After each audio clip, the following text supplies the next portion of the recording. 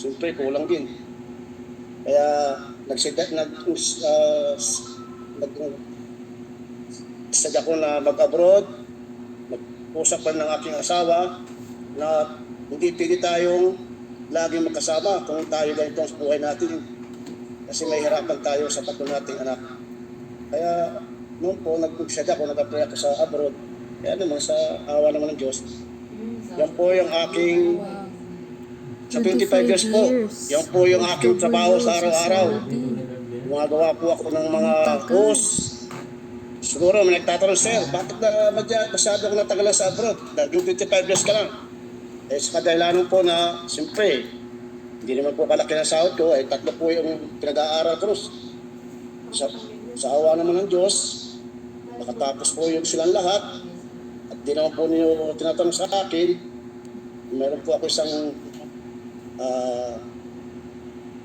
seaman, meron po registered nurse, at saka isa po ay registered RedTech. Sa awa na po naman ng Panginoon Diyos. Ang pinakamasakit po nung araw na nangyari sa akin dito yung 2001. Doon ko na-realize. Grabe no, ang tagal. Na merong isang problema na dumating sa akin ng asawa ko na-diagnose na may sakit siya sa Iyak yan ba? Ano, wala? Nakasabay. cervical cancer. Nabis, pandemic noon. At medyo wala rin akong ipon noon. Kaya lagi na lang kami sa video call nag-ausap. Siya nasa ospital siya.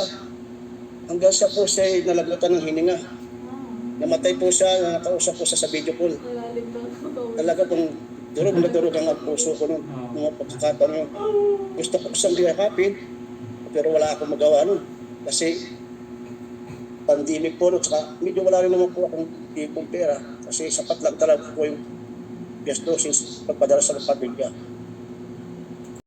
25 years ko na mga pagkatabaho ito, meron po akong nakilala na isang stranger na si Ma'am Ima na pinakita, naghawlang po ako sa video at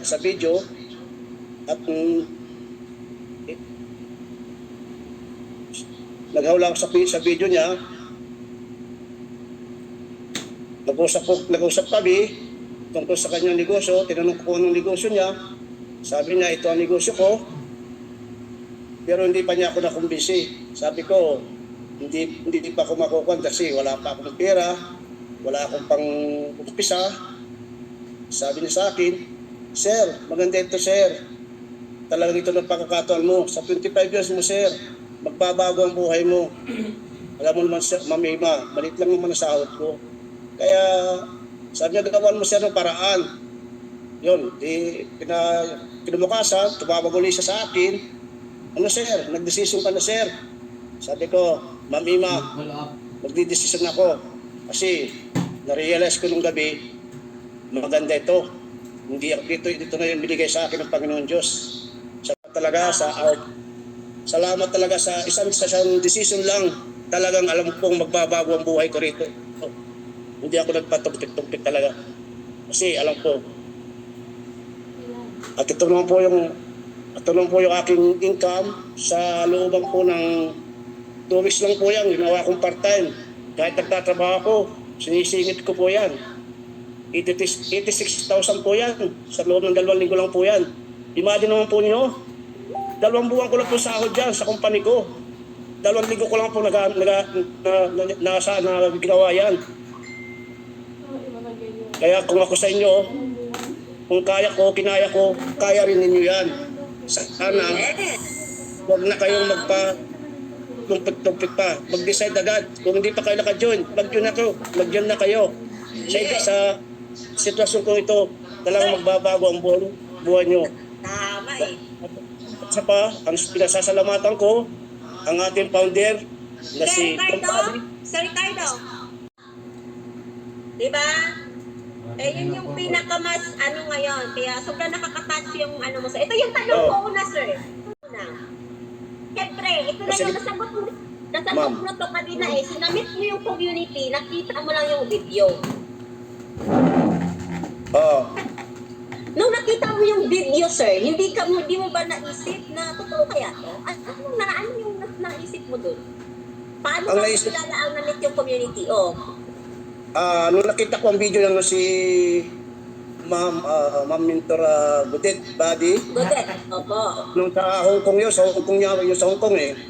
Mm-mm. Sabi, pinanood ko siya ma'am, tinapos ko siya. Sabi ko, okay naman to wala siguro hindi naman ito scam eh. Kasi totoo eh, marami ko double pina-asinso, nagbabago ng buhay. Hindi ako nagdalawang isip dahil gabi-gabi ako nananalangin sa Panginoon Diyos. Siguro ka ako, ito na yung sagot sa ng panalangin ko. Ito na yung binigay sa akin ng Panginoon Diyos. Okay. Tapos ako kay Ma'am Jerlyn Itaw, tapos si Ma'am Jerlyn Itaw naman, niripal ako kay Coach Emma. Doon nagsimula kami, isa ni Ma'am Emma, hanggang sa naging nagkaroon kami ng magandang communication. So, grabe ka, sir, no? Ang sarap yung binanggit mo, sir, na dinanag nyo yung prayer mo. Nag-pray ka talaga, no? Na may opportunity na darating sa'yo, no? Oo, ma'am. Kasi Pagod na ma'am ako, pagod na ako kasi nasabi sa akin ng kumpanya, malapit ka na mag-retiro. Naisip ko, paano ako pag nag-retiro? Tandala kong pera ito, 3 buwan, 4 na buwan, wala na ito, gusto ito. Pag uwi ko, pinuwag na ako. Ano ito? Kaya sabi ko, Panginoon Diyos, Lord, sana itong mga dasal ko, bigyan mo ako ng magandang Ihinto mo na yung oras eh. Nawala. community business na kailangan magtagal ako sa list na yun.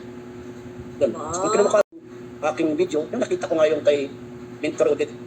Hindi ako nagdalawang isip lang na agad ako. ang bait talaga ni Lord, sir, no? So, yung dinasal mo is answered prayer yung Alvi Empire at nakilala mo yung video ni Godet Badi. Ito naman yung pangalawang tanong ko, Sir Ricardo.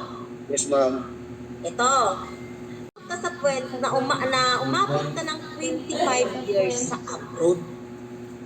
Alam mo, Mentor Jerlyn, kaya ako umabot ng 25 years dahil sa mga anak ko rin. Okay? Dahil ang mga anak ko, alam mo kung bakit umabot ako 25. Kasi yung mga anak ko hindi nagpatuloy ng pag-aaral. Akala ko, tuloy-tuloy sa nag-aaral.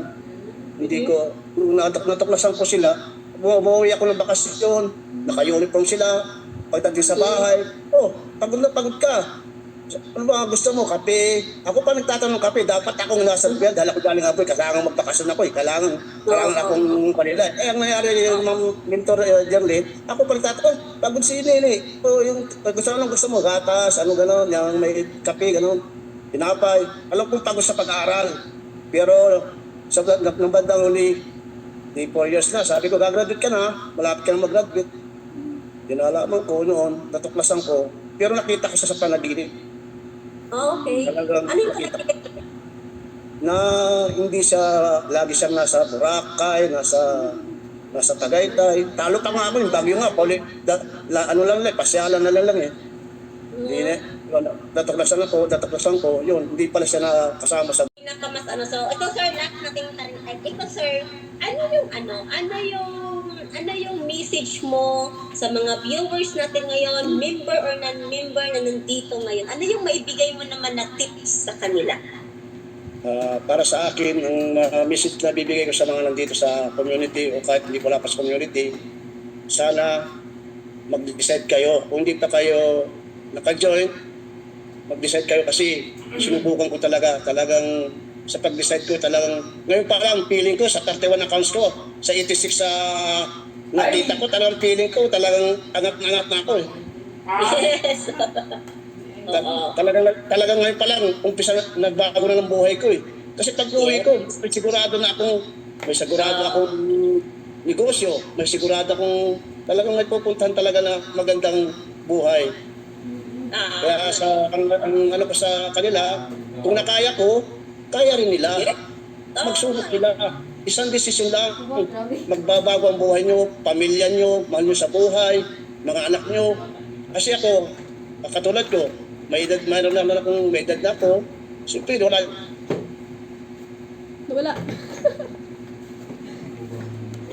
hindi ako nawala ng pag-asa. Kasi ito, hindi lang sa akin, ito sa magiging apo ko, tutuloy-tuloy yan. Mawawala ako, pero ang 31 accounts at ang aking insurance, nandyan sila. Maraming nakakikinabang. Tama. Ay, tama ka din. Ang galing-galing mo talaga, sir. At alam niyo ba si Ricardo?